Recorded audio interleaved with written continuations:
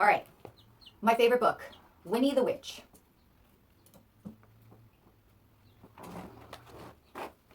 Winnie lived in her black house with her cat, Wilbur.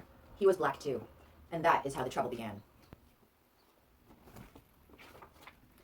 When Wilbur sat on a chair with his eyes open, Winnie could see him. She could see his eyes anyways. But when Wilbur closed his eyes and went to sleep, Winnie couldn't see him at all. So she would sit on him. When Wilbur sat on the carpet with his eyes open, Winnie could see him. She could see his eyes anyways. But when Wilbur closed his eyes and went to sleep, Winnie couldn't see him at all. So she tripped over him.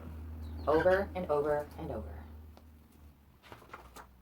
One day, after a nasty fall, Winnie decided something had to be done. She picked up her magic wand, waved it once, and abracadabra, Wilbur was a black cat no longer. He was bright green.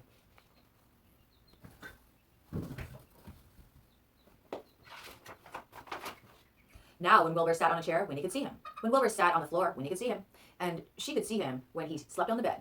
But Wilbur was not allowed to sleep on the bed. However, my turkeys do. So Winnie put him outside in the grass. Winnie came hurrying outside, tripped over Wilbur, turned 3 somersaults, and fell into a rosebush. When Wilbur sat outside in the grass, Winnie couldn't see him, even when his eyes were wide open. Yes, he has green eyes.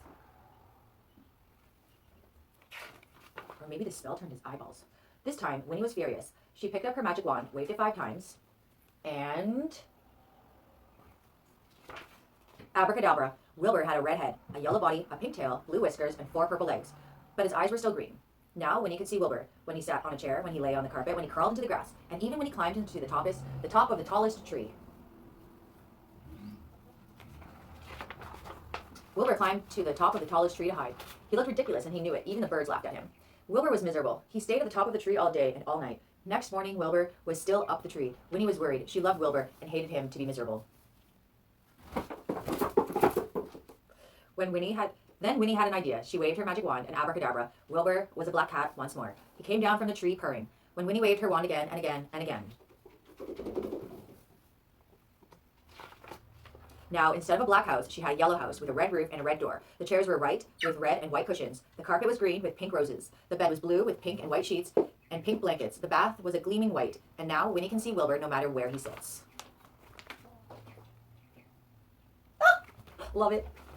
The end. Winnie the Witch lived in a black house. It had black carpets, black chairs, a black bed with black sheets, and black pictures on the walls. It even had a black bath. Naturally, Wilbur the cat was also black. The only problem was, Winnie just couldn't see him until one day she decided to use just a little magic.